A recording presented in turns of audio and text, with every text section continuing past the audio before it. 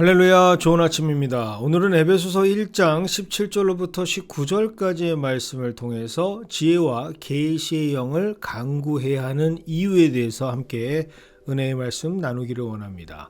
오늘 본문 말씀은 사도 바울이 에베소 교회를 향한 기도문으로 작성되어져 있습니다.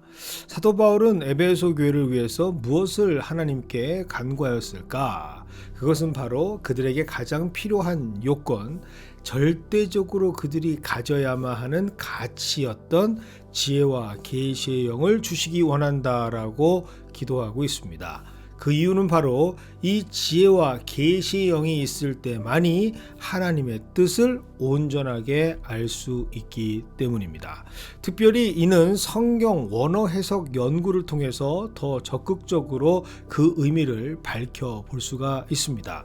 17절에 지혜와 계시의 영이 하나님을 알게 하신다라고 기록되어 있는 것을 원어로 보게 되면 이때 알게 하신다라고 번역되어 있는 단어 에피크노세이는 알다라고 하는 의미의 기노스코에 앞에 강조를 나타내는 접두어 에피가 합성되어 있는 것을 우리는 볼 수가 있습니다.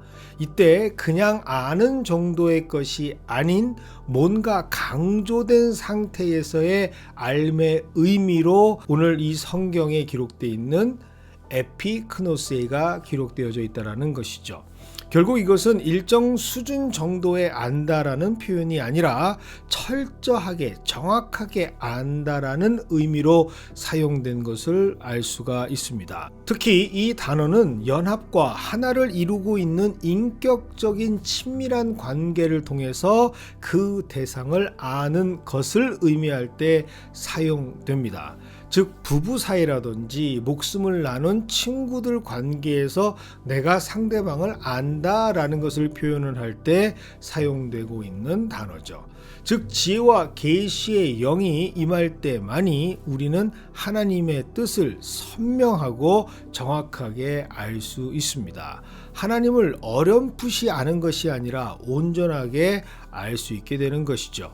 이러한 하나님에 대한 알게 됨 그리고 깨달음은 단지 성경을 읽거나 인간적인 성서 탐구를 위해서 얻어지는 것이 아닙니다. 오직 하나님께서 역동적이고 주권적인 은혜로 우리에게 그 지혜와 계시의 영을 허락해 주실 때만이 우리는 그 역사를 덧입게 되는 것이죠. 그리고 이것을 누구보다 잘 알고 있었던 사람이 바로 다름 아닌 자신 사도 바울이었습니다.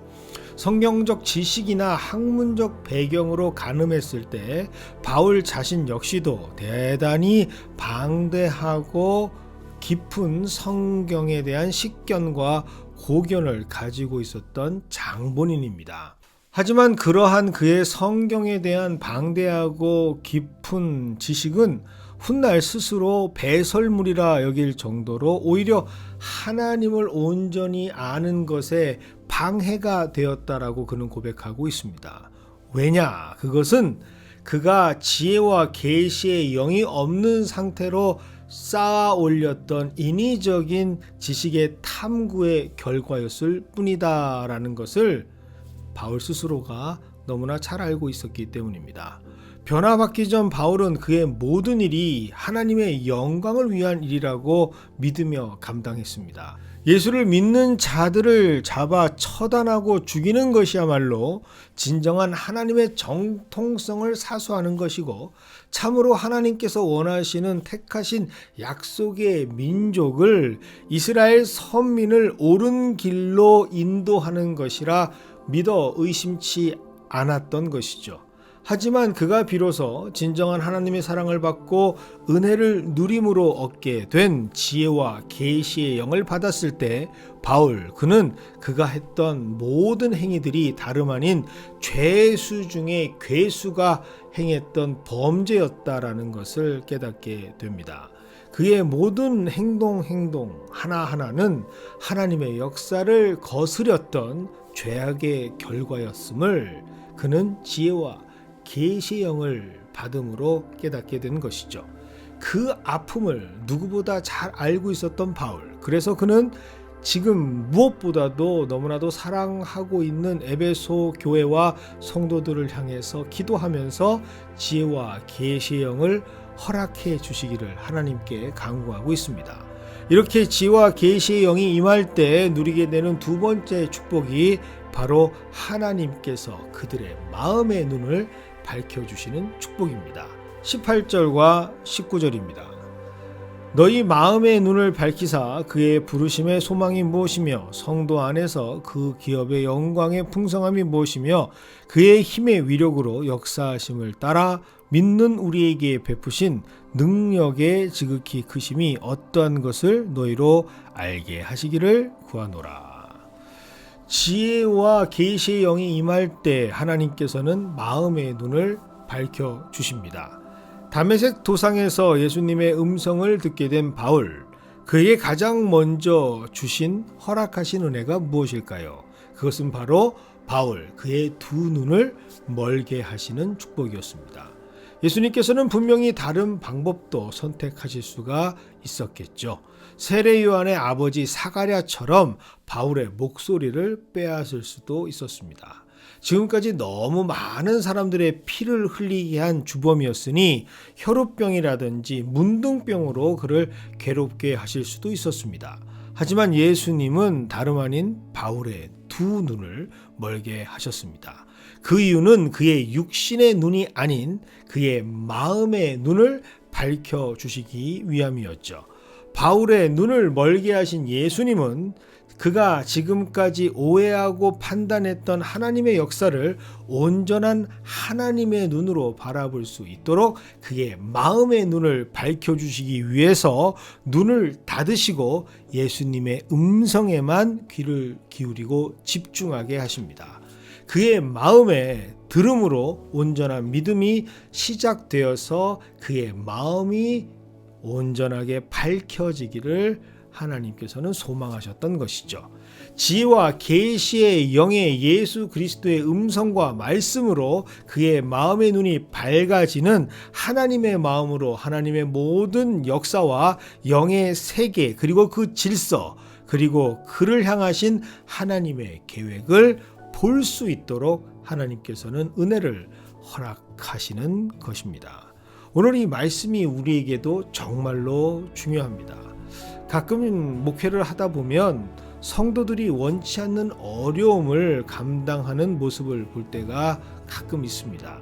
정말이지 너무나도 아파하고 힘들어하는 그들의 모습을 보면 참 가슴이 아플 때가 많습니다.